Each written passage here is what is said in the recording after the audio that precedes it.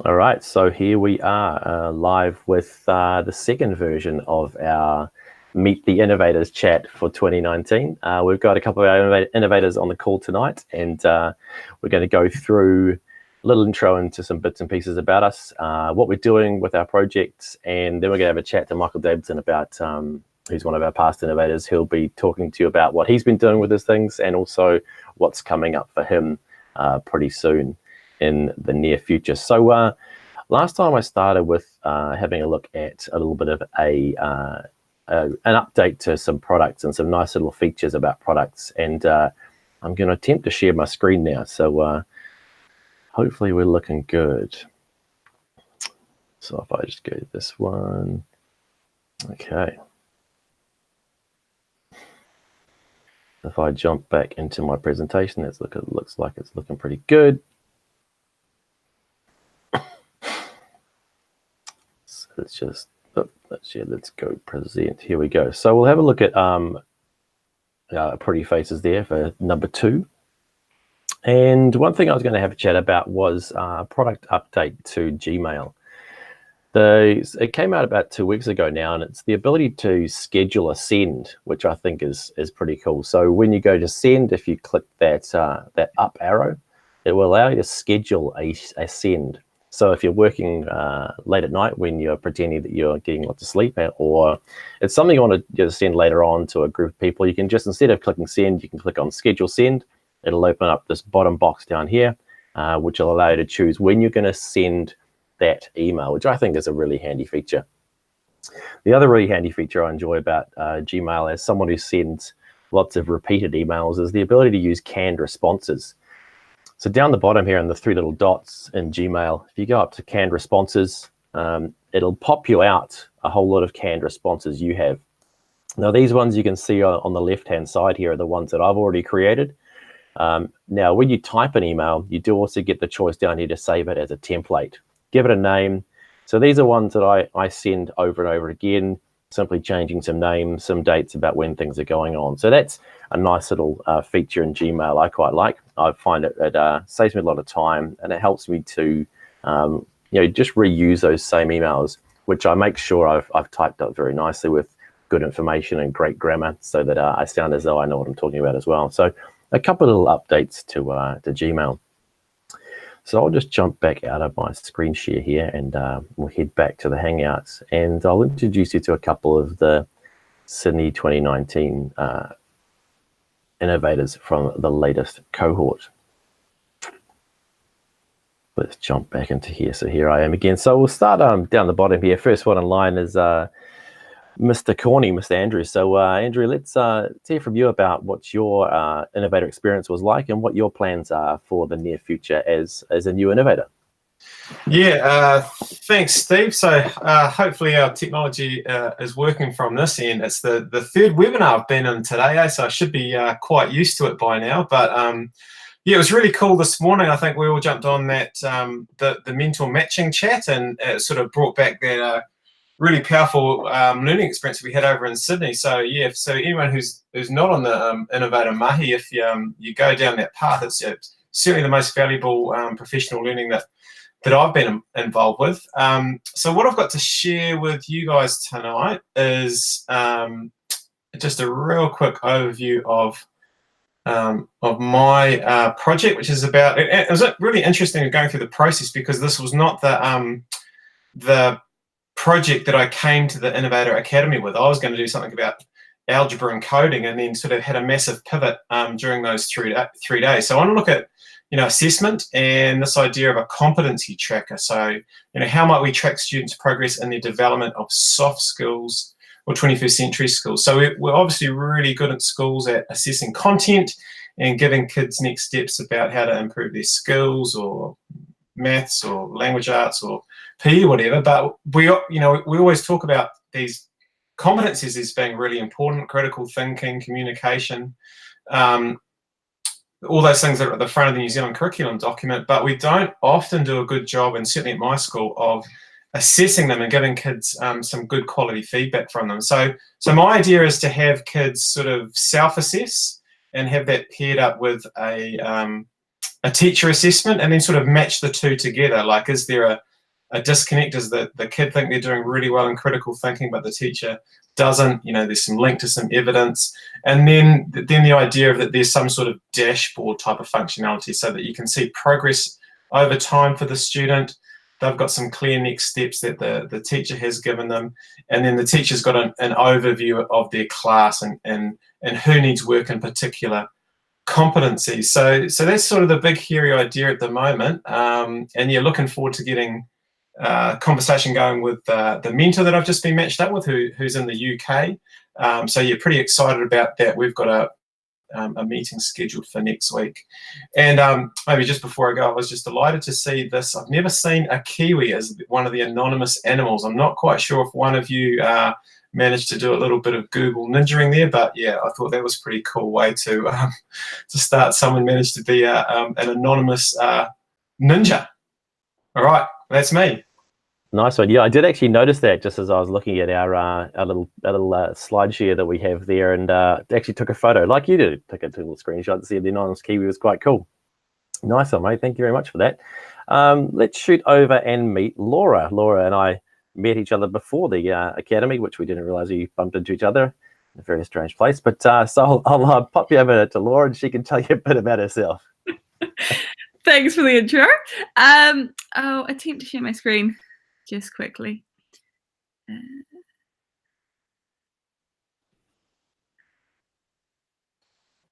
Can you guys see that now? Yep, that's looking good. Yeah, cool. Just make it full screen, you'll be good. Awesome. So essentially, in a nutshell, my how might we was essentially about making AI less scary for teachers and for educators in general. And so, like a lot of people, I came in with kind of a, well, I know what I'm going to do, and it completely got flipped on its head, which is an awesome part of the experience. And so at the moment, I've got a landing page that you can sign up for updates, and we're looking at doing a monthly newsletter, just giving people updates on some artificial intelligence that they can start using in their classroom. Very user-friendly. You don't need to know anything about tech to use it. You just have to have a bit of enthusiasm.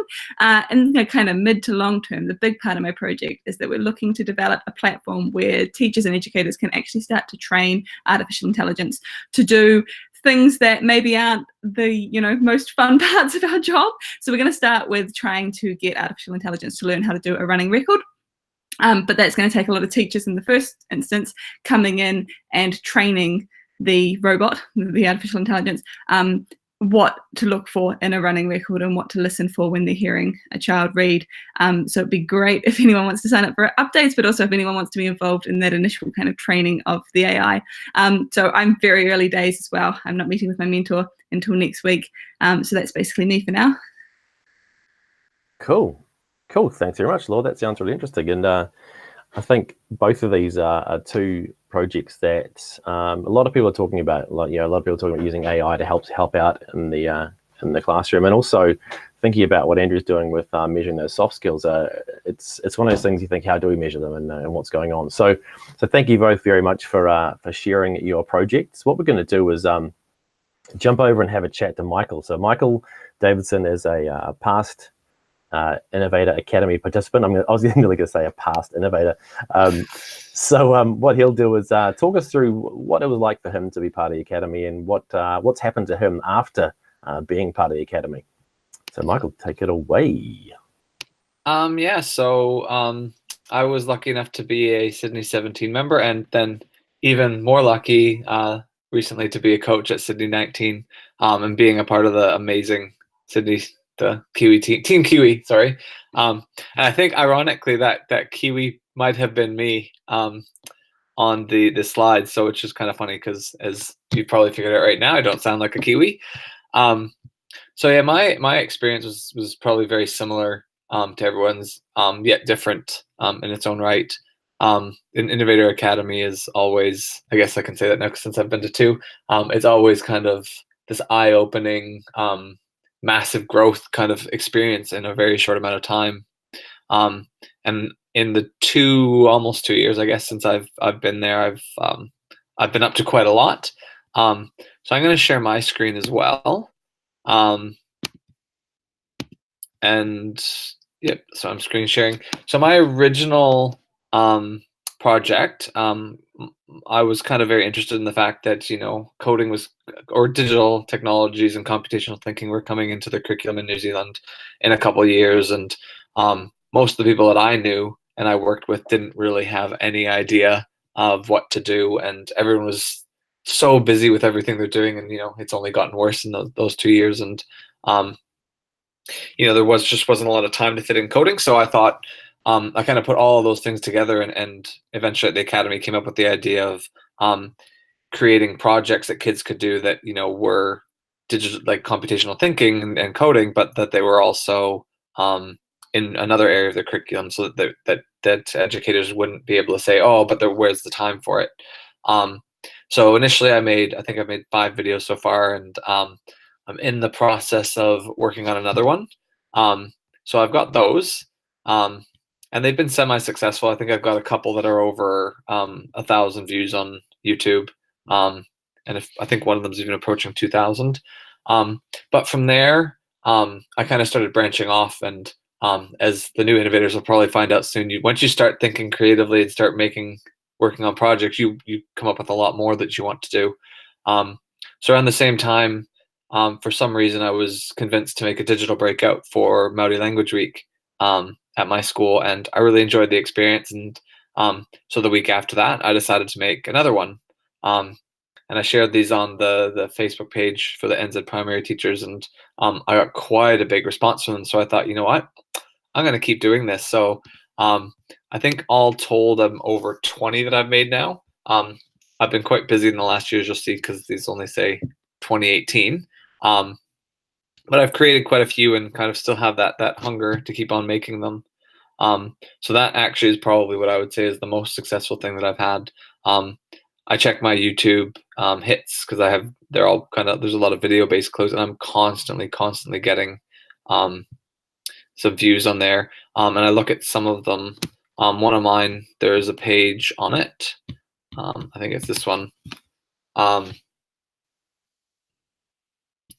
Where I've got people who've broken out and they've kind of listed their names, and I think I put the numbers up to 1,000,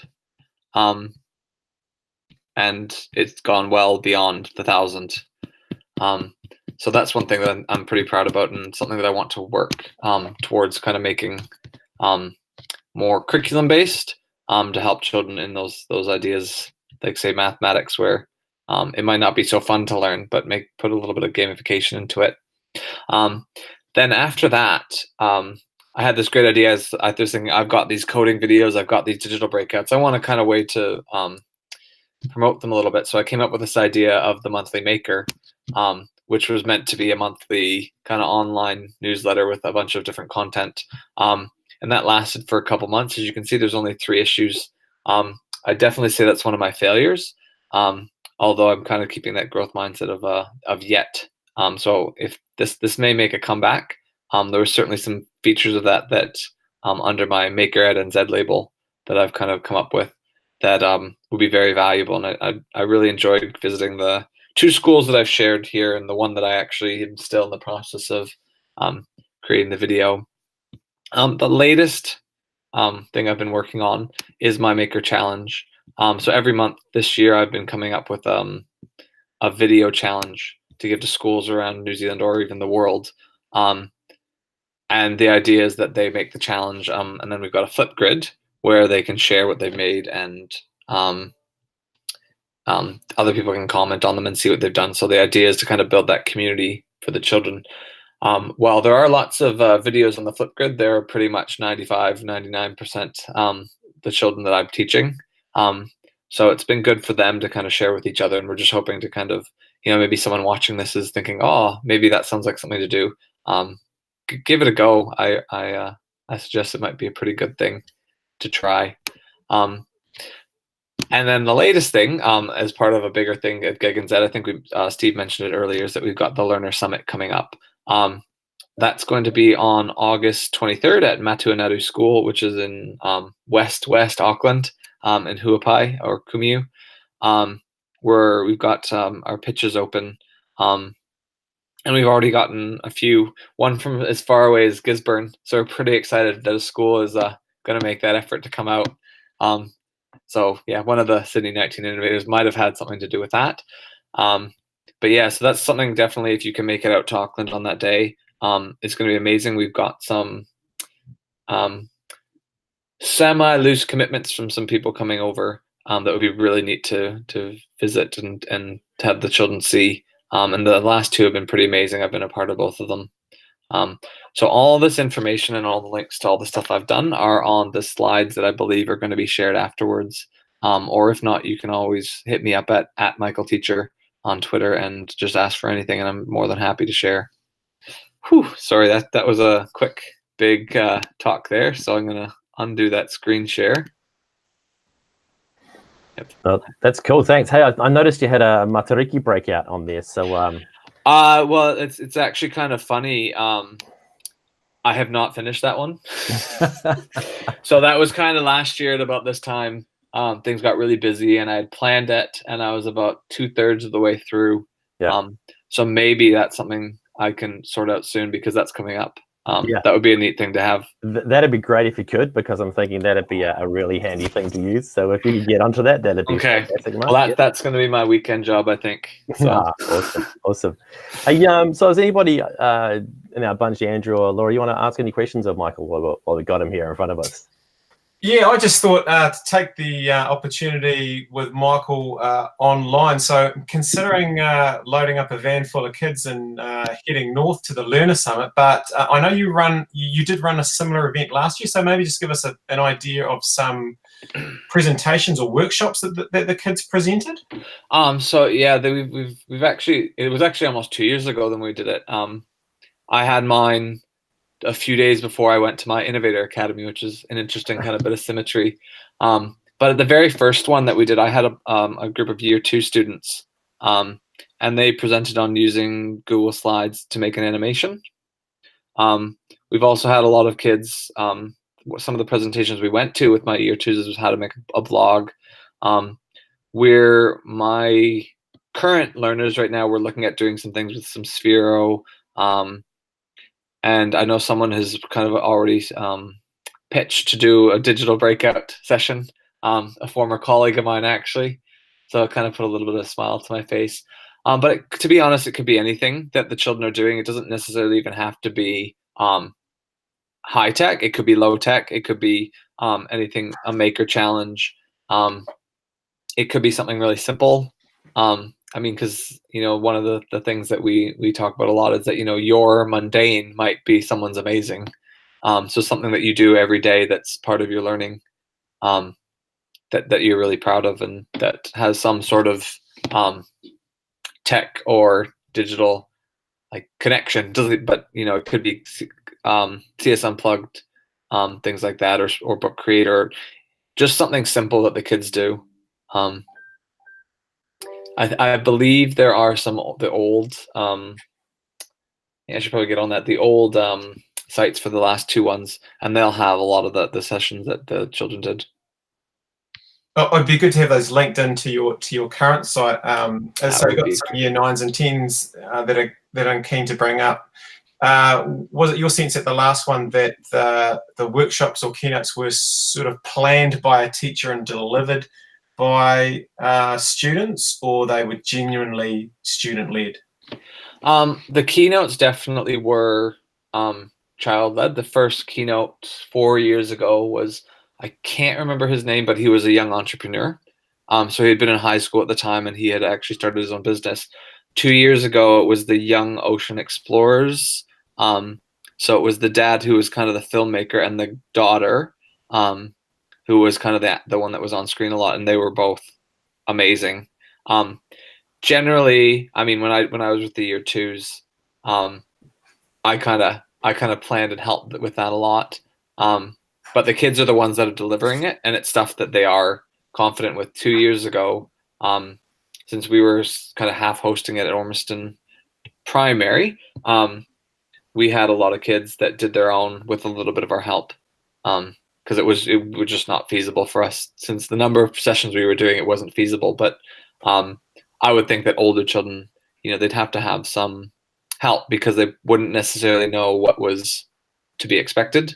So for those adults who have been to like a Google Summit or anything similar, it would be along that lines, with the kind of a brief introduction, generally some hands-on activities for the audience to do, or typing, I guess, not necessarily hands-on things, but something for them to do, and that's usually a good thing. We were kind of always of the mind of keeping it simple, and so it's a great experience for the kids because then they can start to see, oh, like these are other kids and they're listening to me, and there's even adults in that audience that are kind of wrapped with attention and trying to figure out what we're doing because they want to replicate it. Cool. That sounds good. And I like your point you made there about saying that, what you think is fairly normal to you might be completely crazy and out of the ballpark for someone else. So so where can people find out about the event? We have a link. There's the bit.ly link, and I can't remember exactly what it is. It's if you on the GEG and Z Facebook group, which would be another good pitch to join that. Yeah. It is the very first. It's like a pinned post on there, and there's an event for that. Otherwise, you could email me or at michaelLdavidson@gmail.com, or my school address at mdavidson@matuanadu.school.nz, and I could get them all sorted out. But the website on the Facebook group will give you all the information that you need. And I think your information's on our slides we're going to share up as well, aren't they? Yeah. So there's links to everything on the slide that anyone who's interested in can check. Fantastic. Awesome. Hey, thanks very much, Michael, for sharing us your insight to that. And that's our hangout for this evening. We've introduced a couple of different people and hopefully shared a bit of information that's interesting. I think Andrew, you made a really good point, saying if you're thinking about the innovator process, get involved, ask somebody. I kind of heard people saying it's life changing and it really changes the way you look at things, but it is. It's one of those things you really can't explain. And have a look, see what the application's all about. I know it took me about a year and a half really to get from starting to think about it to actually putting something in. So thank you guys very much for your time. And I shall click stop broadcast and say ka kite anō, folks, and I shall send out the information from this. Thank you guys very much for your time, and see you again another evening. Good evening, everybody.